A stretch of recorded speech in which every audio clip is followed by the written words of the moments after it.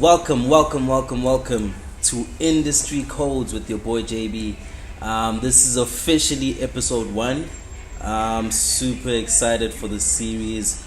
I've been meaning to start unpacking my process, unpacking how I come up with ideas, unpacking how I do research, and just how to operate this channel and this series, Industry Codes, is based on just sharing knowledge, so sharing the knowledge I have and just using the internet to our advantage. There's so much stuff on the internet, and if you don't know how to use the internet, it can be very complicated to find the right stuff. So I'm here to just share the knowledge and information I have. Hopefully you guys get some knowledge out of it, and hopefully you get some ideas, because the whole purpose of this is just sparking ideas and collaborating and figuring out how to keep executing those creative ideas. So just jumping into my process on the day-to-day, I've got my screen shared right now, and generally I spend a lot of time on research. I spend a lot of time on research, what I call inspiration seeking, so just looking at what other artists are up to, looking at what other artists are doing around the world. I keep up with a lot of what's happening, but I've also got creatives and artists that I call my mentors, even though I haven't met them yet, but my internet mentors. Samuel Ross is one of those guys. I really relate to his story. I think the main reason why I relate with Samuel Ross so much is because he represents who I am the closest. He's an overall creative, just like me. He's not just a one-dimensional creative. He's got a lot of skills. So he's into fashion, he's into visual arts, he's into sound design, he's into building brands. He's got a lot that he does. So that's actually another thing that I've realized helps, getting inspiration from people that reflect almost who you are in the future, so looking for people who have similar skills that you have, but at an advanced stage, so someone like Samuel Ross, to me, when I look at the stuff he does, I just see myself in the future, because I see all of the skill sets that I already have, and just after refinement, after years of creating and working on projects, I definitely see myself in Africa, working on a similar scale, if not at the same level as people like him. Samuel Ross, I can talk all day about this guy. Super mad creative. He was also mentored by Virgil. So he's an English guy from England, but he was mentored by Virgil Abloh. So So as I said, generally I'll watch something that's inspirational, something just to spark my creativity. Right now, I'm just gonna watch this video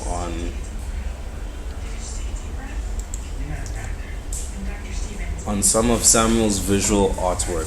So just to read the caption here. Friedman Bender is pleased to present Course, the gallery's second solo presentation of acclaimed British designer, artist, and creative director, Dr. Samuel Ross. Crazy. And the first to take place in New York, known for his conceptually rigorous approach to industrial materials, Ross presents his fourth body of work and his most layered material exploration to date. The exhibition is on view from 10 May through to June 17, 2023 at Friedman Bender, blah, blah, blah, blah. So this is exactly what I was saying. Samuel Ross is a beast. He's just a beast, bro.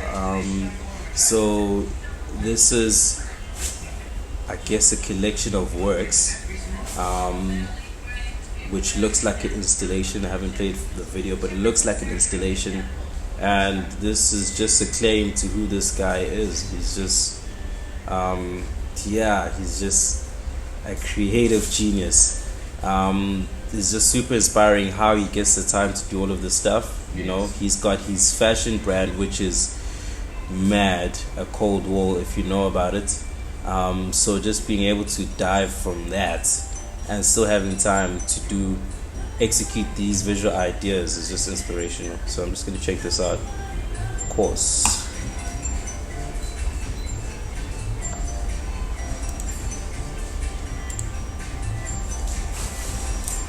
There's this intensity of the idea of the synthetic by way of brutalism and postmodern architecture meeting.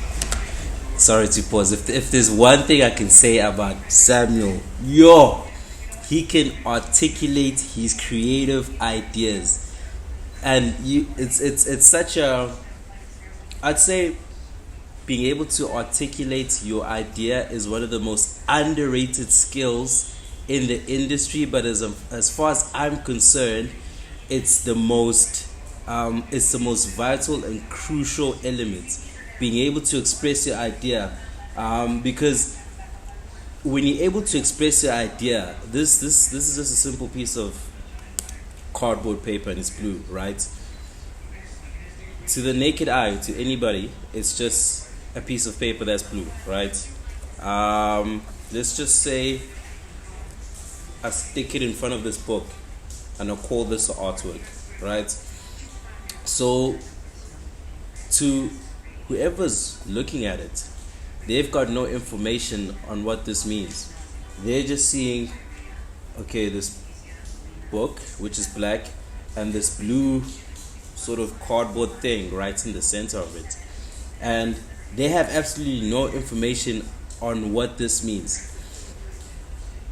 And without meaning, right, people can't engage with what you create, you know? That's where the human element comes in of storytelling, being able to convey the message that you're trying to bring across. And Samuel Ross, he's able to articulate to the finest detail all of his creative ideas. And when you're able to articulate, you're able to express how just a normal book with the blue block can go into the most meaningful art piece by you expressing how the blue represents the ocean, and coming from childhood background where I lived close to the sea, taking walks there, blah blah blah, you know, when I was 5 this happened, etc etc. And then this blue block came to me at a time in my life where I was going through stuff, and then I went back to the ocean one day and I found it on the floor. But that story, right, then takes this normal piece of, it will be just considered junk, elevates it to the most amazing piece of art. So like storytelling and just being able to articulate your creative idea, to me, as far as I'm concerned, is the most important thing. Because art is definitely what you make it, right? And everybody perceives it, and everybody perceives creation in their own perspective, you know, based upon what they like, based upon what's attractive to them, what's visually appealing. But being able to convey your idea, right, I feel like that's just the nail, the hammer. That's the hammer that hits the nail down. It gives people this understanding of, okay, snap, I thought that was just a book with the blue block. Now I know how emotional the process of even making this artwork was. To me, that's the most vital thing. And just back to the video, that's definitely one of Samuel's like strong points. He can express his ideas. Like, I'm looking at concrete right now, but he's expressing in detail why it looks like this, why these colors are like this, what this industrial evolution or what it's about.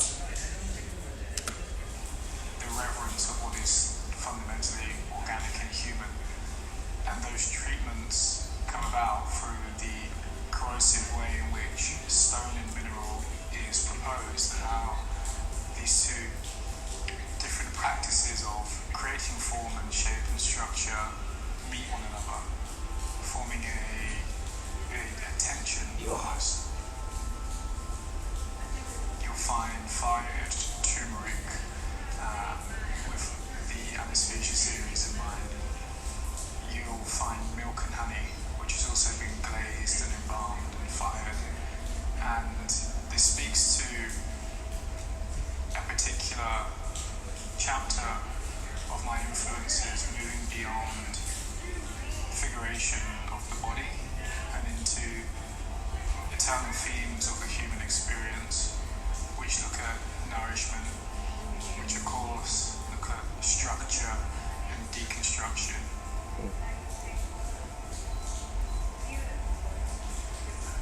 There isn't a linear timeline that my work follows. It's much more of a diaphragm of the human experience, funneled across several generations, with particular talking points interloping to fundamentally explore an existential experience of shape and form, which I would. The way he's looking at his creation, it definitely reminds me of a process I also go through after creating, because it's crazy.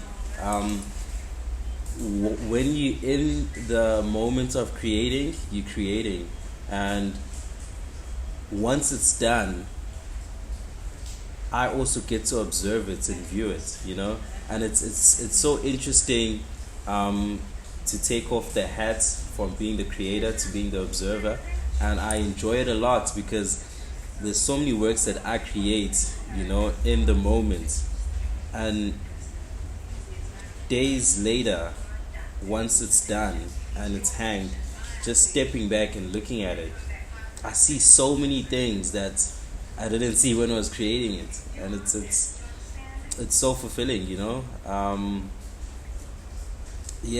think it's definitely the power of art and the power of creation of just allowing ideas and concepts to flow through you from the universe into this world, and you being humble enough to let it flow through you. That's definitely been something I've definitely worked on this year, of just allowing ideas to flow through me, as opposed to me trying to filter them to try to construct something that's, I guess, selfish desires, or something just based upon how I want something to look.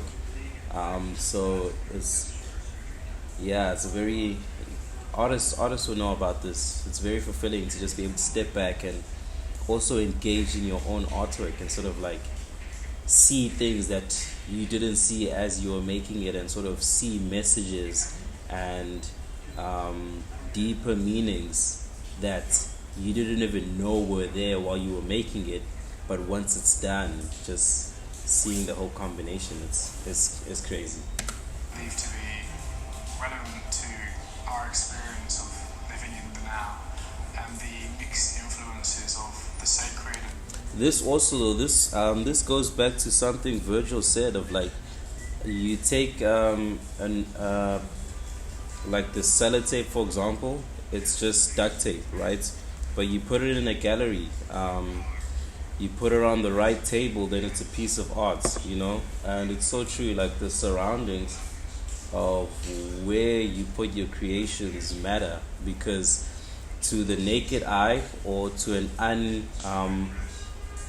uneducated eye in terms of art, looking at this, they're seeing concrete and they're like, this is concrete, like there's concrete and some yellow on it, right?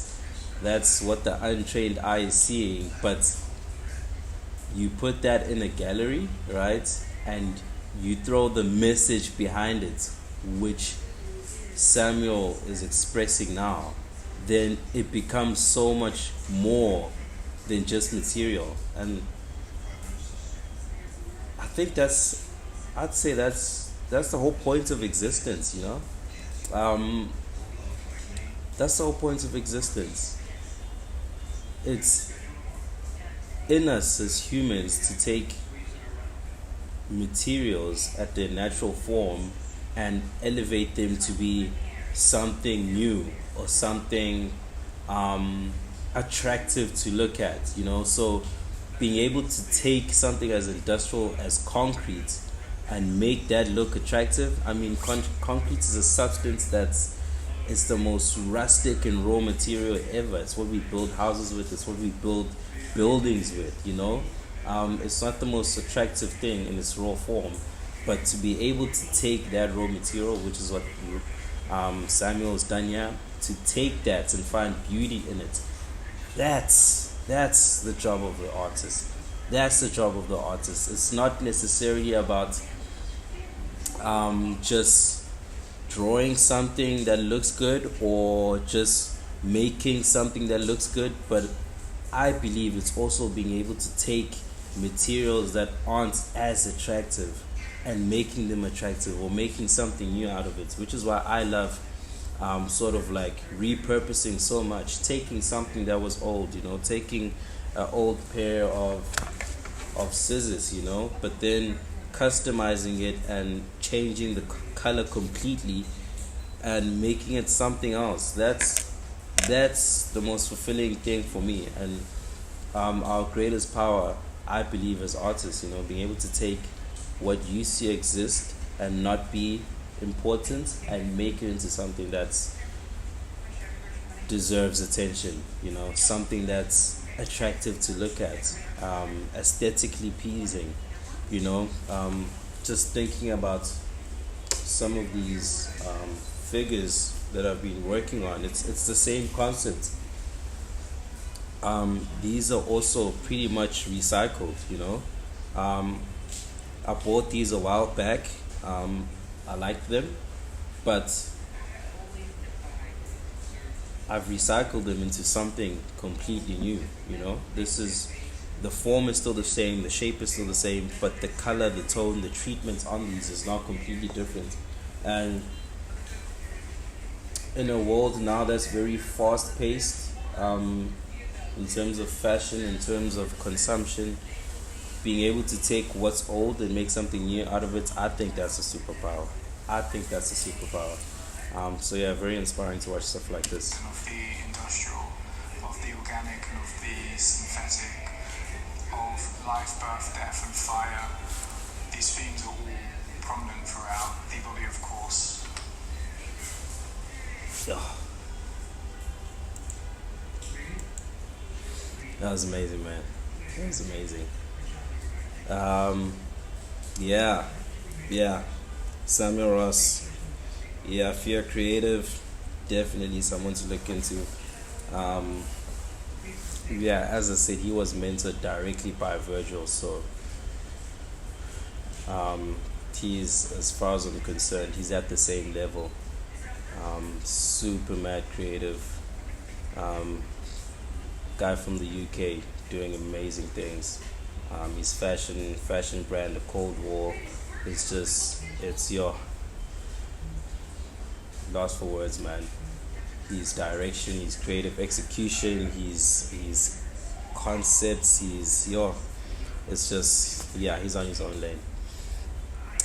Got something else I wanted to check out here. So yeah, as I was saying, like I do a lot of research.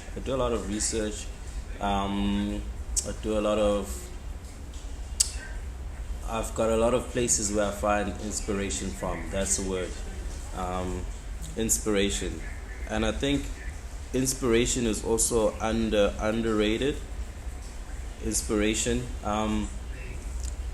But inspiration is all of the greatest artists studied other artists, you know. They studied different things, you know. They studied different mediums. They studied different cultures. So like being an artist is all about just finding different information, seeing different perspectives of the world, seeing different cultures. And so that's why I spend a lot of my time outside of creating. I spend a lot of time just researching, seeing what's happening around the world, seeing how the culture is moving, seeing how fashion is moving, seeing how the direction is going, and being able to sort of gauge from what's happening around the world and seeing how different cultures move, different societies. It allows me to create in my own capacity something that's at an international level. So that's why I personally pride myself in my idea execution, and that a lot of the time, although my ideas might not make sense now, but I'm always like 5 years ahead, thinking about 5 years ahead. So I'm always thinking about when this thing catches on, I would have created the blueprints. So that's why I'm always just trying to execute all of the ideas that don't make sense now but make sense in the future. And I'd say a lot of creatives, unfortunately, we get stuck in this bubble of like having creative ideas that we want to execute, but they're not executing them based on the fact that you're like, yeah, but it's not going to make money now, or it's not feasible now, or there's no use in making this product now because people aren't going to buy it now. Which there is sense in that, you know. Obviously you don't want to find yourself running dry or constantly creating what people don't consume, but at the same token and at the same time, you also don't want to dumb down your creative direction and execution to a point that you now have to move backwards, you know. So it's definitely something I struggle with a lot, just trying to communicate with the market that's based on the now, but also providing new experiences that they can easily adapt to, because that's the challenge, you know. Coming with these future ideas, right, executing them, but then finding ways to make the old ideas and what the market is used to, finding ways to get that to adapt or transition into the new forward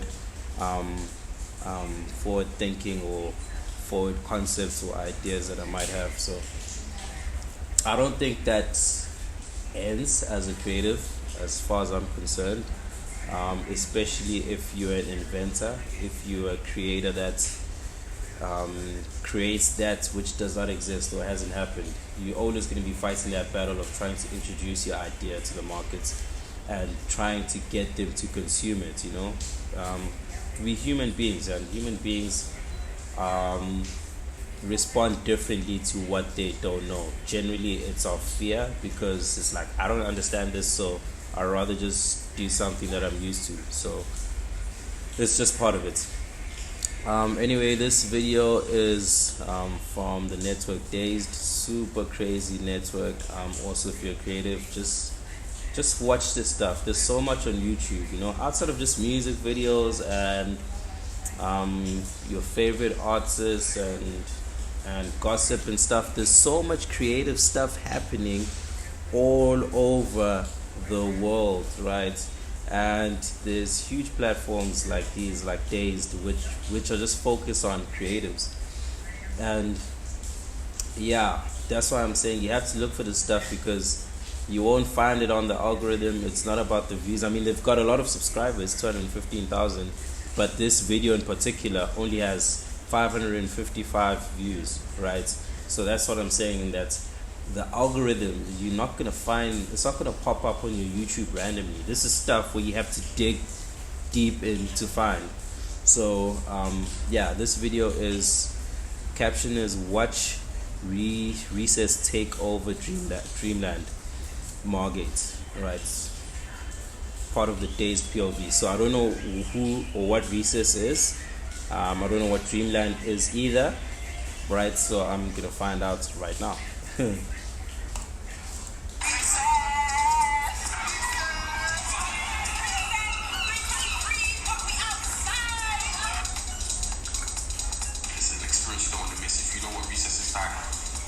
It looks like a festival, looks like an event, it looks dope.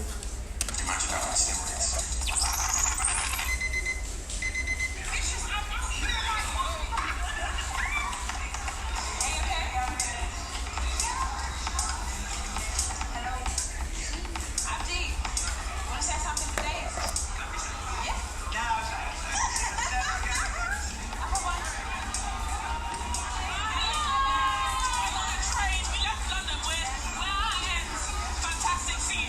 So, um, so I always have this conversation around like culture and what culture is, right?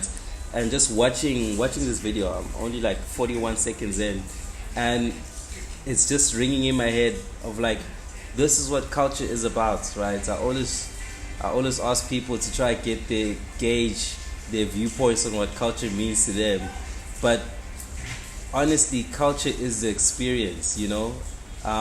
Culture is so much more than an event. It's so much more than just a group of people coming together. It's an experience, and this is a festival. As far as I know, it's an event. It's an event, right? But this is the culture. What I'm seeing now, the kids like wearing merch, coming together, them getting dressed up, them doing their makeup, right, for this event, them taking pictures, them vlogging, them. That's the culture. That's the culture, you know. Kids coming together, people coming together, right, and experiencing, right, but like-minded people coming together. That's the culture, you know. Having fun, that's the culture. Drinking, that's just one element, you know. As far as I'm concerned, that's not the culture. Just drinking and dancing, that's almost 1%. But everything else that happens, that's what is the culture to me. People meeting each other, people seeing new faces, people networking, people taking pictures, people vlogging, people getting dressed up to the theme, people, you know, that's what culture is.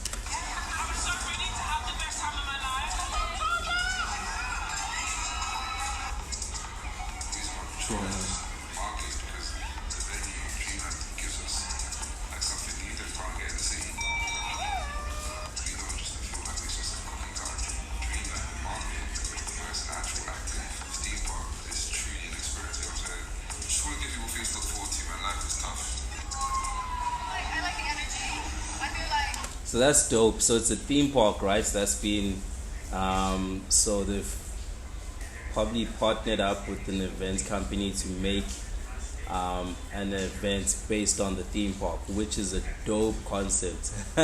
Just thinking right now, we have theme parks that come to Durban every now and again, but the way they've done it here is they've made it more of an event, right? So you've got not just kids coming through to play on the rides, but you've got actual adults that are there to experience. So the rides are almost like catered in a way for people our age, which is cool because it's that nostalgic feeling of like being a kid again. That's super fun. I like the energy. I feel like everyone just wants to come and have a good time. Seven 7,000 people. 7,000? That's crazy. That's crazy. So we went on the Ferris wheel, and that was beautiful because you actually got to see everybody like vibing down, like at the bottom. Yeah, it's a cool concept. Black diaspora because it's London. So it'd be good to find and discover all the people across the whole of the United Kingdom. I feel like this is a part of history, you know? And like as a black man, I just feel like we need things like this, you know? These events are important because it's a natural progression of what we've been doing for the past 6 years. London and kind of like that. It's only right that people. So yeah, as I was saying, so just they've taken the theme park and then they've made it into a full-on festival, which looks super fun. I can imagine a plus 18 festival at a theme park. That is crazy. And of course, music always plays a big part in all of this. That's the strength of music. It joins. I look at music as the glue, it's what joins everything together. And even in my creative ideas and executions and stuff with Sourced and everything else, music is always the glue that brings people together, you know. You can create an environment where there's networking, right, and people meeting each other, but adding that element of music or like a live band that people watch, then it's almost like that icebreaker of having having like a mood, right? Having something that people can engage in, right? That's it's always like a nice in to meeting someone, you know. Music is playing and we get to talk about the performance that just happened. So like music is super powerful, and yeah, that's why personally I am such a big supporter of performances specifically, you know, not just DJing but like actual live performances, you know. That's why I'm very big on that, you know, just seeing like rappers rap, you know, seeing vocalists sing, seeing people dance, that live elements, that's what it's about, you know. Black community are able to scale up what they do.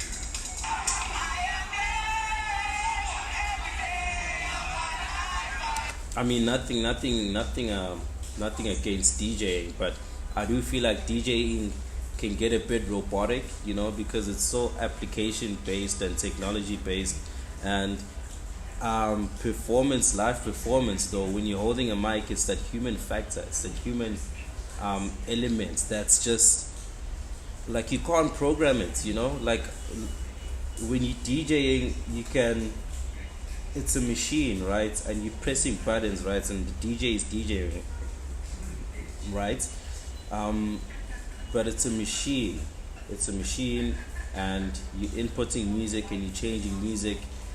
You can almost program that to a sense, you know. Some guys even do that, jumping on virtual DJ and just playing a playlist. But I mean, performing, holding a mic, that's a human element that's just, you can never sort of program that, you know. You can never program a human performance, because what happens on the day, you know. An artist might make a mistake and then add new lyrics to the song, or they might stop the song halfway and then say something or say what they're feeling right now. There's so much human emotion that happens from a live performance in terms of just interacting with other humans, that I feel sometimes we can lose it a bit when it comes to DJing, which is why personally I feel like in Durban, if you could just get more live performances, I feel like just the events would go up, you know. There's so many performers, there's so many kids that want to perform, and just being able to create a culture that's more receptive to live performance, that's definitely something that's been very big for me, because it's that human element, it's real. Being able to see somebody stand in front of you and sing or rap or do a poem, that's that human factor, and that's what we connect with, you know. Yeah.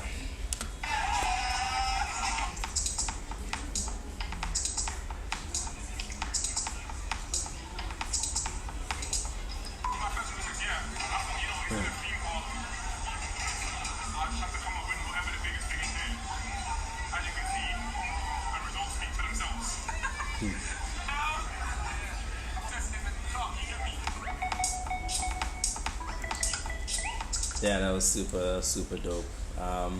This was, so as I was saying, this is the stuff I like doing, you know. Today was just one of those days, you know, just research based, and as I was saying, this is one of probably the biggest things as a creative, or one of the most important things, you know, just opening your eyes up to what's happening, especially around the world, because I know sometimes we can get so focused on like our surroundings, that we forget to try to understand what's happening out there in the world. And especially just being in Durban, it's vital to just open your mind and eyes up to what's happening around the world, even in other cities. There's so much happening in JAYBE. There's so much happening in Cape Town. There's so many places to learn and sort of get ideas or inspiration from, and I think that's key. If you want to survive as a creative, just being on top of the ball on what's happening around you. So yeah, ending this video here. This is officially episode 1.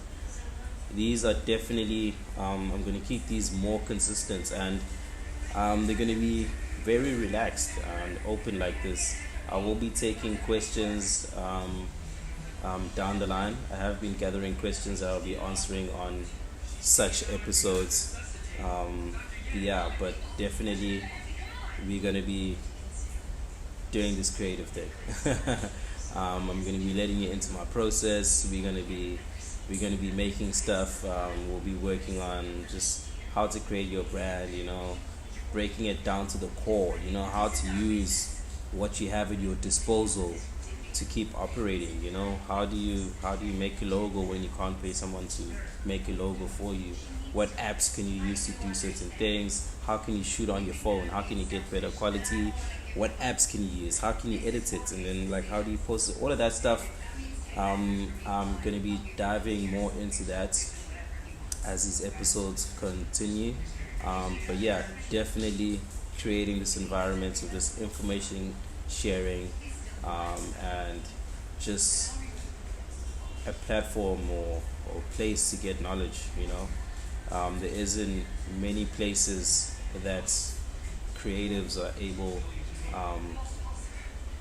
to get knowledge or experience from other creators. So I definitely want to just elevate that culture of information sharing, and other creatives starting to express their stories, how did you get there, especially the guys who have achieved certain things, just expressing how you got there, how it is now. So yeah, it's going to be a very multifunctional sort of channel. We'll be doing interviews and stuff with other creatives. It's going to be very it's going to be very expanded. But yeah, this is the start of it. This is episode 1. Please do subscribe, comments down below, especially any questions you have regarding the creative industry, and I'll be answering all of these questions going forward. For now, that's it from me, your boy JAYBE. This is Industry Codes with your boy.